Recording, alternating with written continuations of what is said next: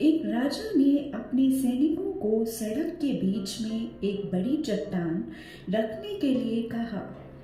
चट्टान को बीच सड़क में रखवाकर राजा ने अपने सैनिकों से छुपकर उस चट्टान पर नजर रखने के लिए कहा कि देखना उस चट्टान को रास्ते से कौन हटाता है।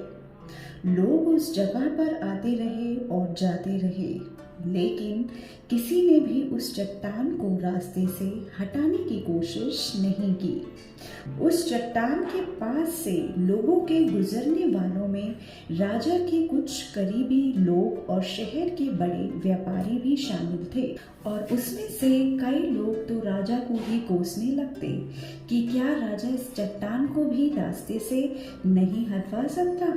लेकिन किसी ने भी उस चट्टान को रास्ते से हटाने का प्रयास नहीं किया। ऐसा काफी दिनों तक चलता रहा था। एक दिन एक किसान अपनी सब्जियों के साथ उधर से गुजर रहा था। उसने चट्टान को रास्ते में पड़ा देखा और सोचा कि सबको इस चट्टान की वजह से कितनी तकलीफ हो रही है।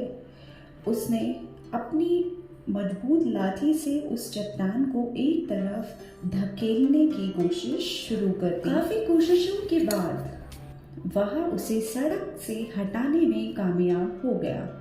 चट्टान रास्ते से हटाने के बाद किसान अपनी सब्जियों को उठाकर जाने ही वाला था कि अचानक उसकी नजर एक पोटली पर गई, जो ठीक उसी जगह पड़ी थी जहां से उसने वह चट्टान हटाई थी।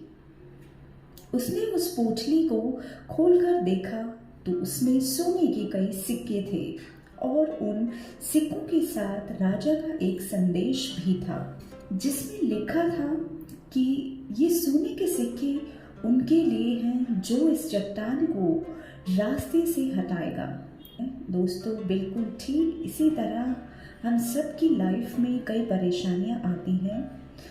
कुछ लोग उन परेशानियों से बचकर निकल जाते हैं और कुछ रास्ता बदल देते हैं, और चंद लोग ठान लेते हैं उन परेशानियों का हल निकाल लेने की, और ऐसे ही लोग मुश्किलों में संभावनाएं और संभावनाओं में छिपे अवसर खोज लेते हैं।